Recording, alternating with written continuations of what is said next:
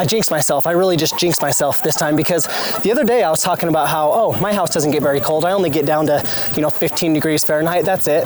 Well, sure enough, here we are. In the next few days, we're getting down to anywhere, depending on what weather service you look at, anywhere down to like negative 14 degrees Fahrenheit, which is really cold, a lot colder than what we're used to here. So today I'm doing a quick run through of what I'm doing to my chicken coop, what I'm doing with my chickens to help get ready for these really cold temperatures. Today I've got my little helper with me, and he's going to show you the first thing you need to do. When you feed chickens whole corn, it takes a long time for them to digest it because it brings heat.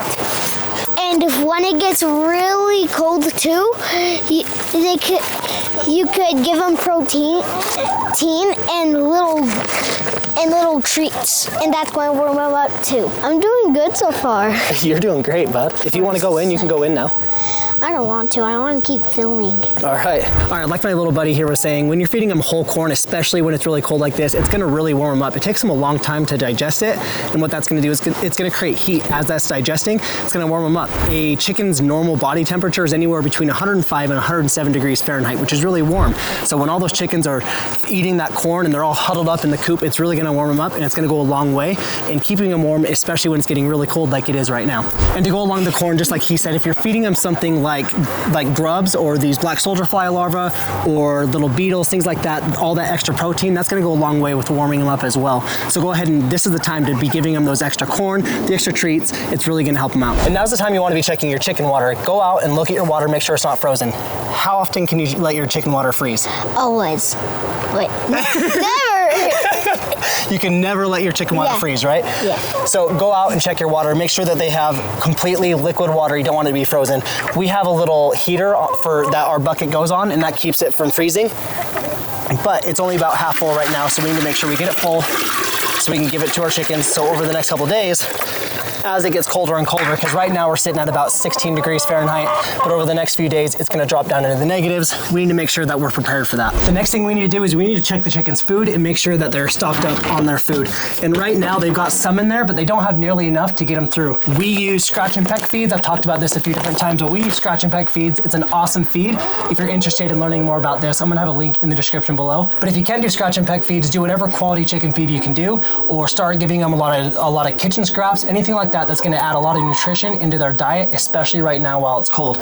So what we're gonna do here is, Hayden, if you'll help me out, yeah. We're gonna add some of this whole corn in with their food, so that way they're not just getting it as a treat out in the run, but they're also getting it mixed in with their food. So dump a little bit of that in there. You got it?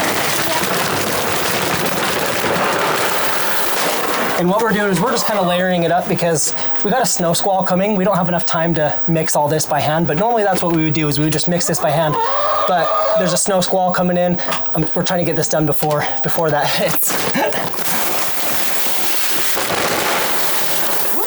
Okay.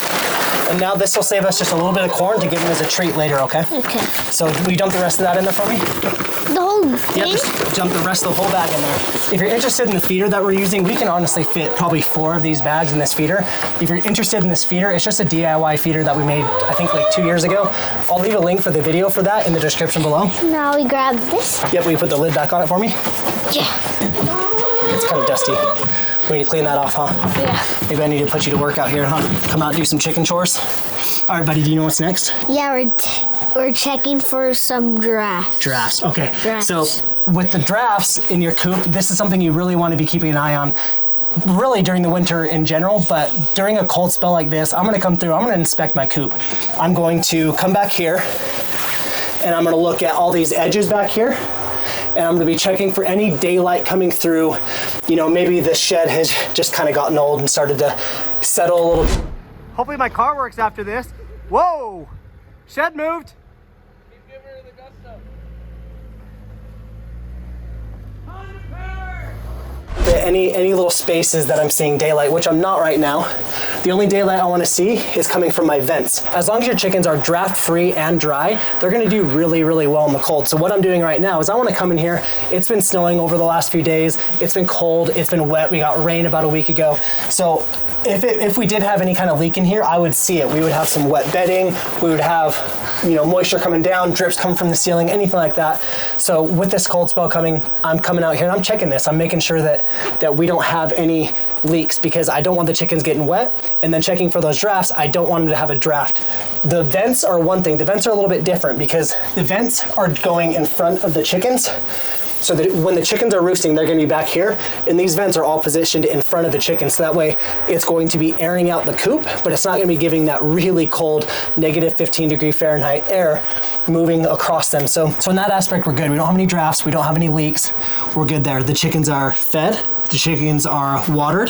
They have their protein with their snacks, right? Yeah, we put them in. Yep, we did put them in. They've got their corn, and we'll give them some more corn tomorrow. We saved a little bit for them, and then we'll give them some more treats tomorrow, okay? All right, here comes that squall I was talking about. I can see it coming in over the mountains on the other side of the house. One thing we need to talk about is even in this type of weather, the negative 15 degree Fahrenheit range, the chickens don't need a heater inside their coop. As long as you're doing all these different things that we talked about here today, the chickens are gonna be just fine. I know that it's really cold for us, but we perceive temperature much different than a chicken does. Their body temperature is higher, they huddle up, they get in there, they regulate their own body temperature, and they do a really, really good job of it. I've talked about the dangers of heating your coop in other videos, so I'm not gonna get into that today. But Hayden has one more thing he wants to say. It's really good to take care of chickens because we love them and you take care of them.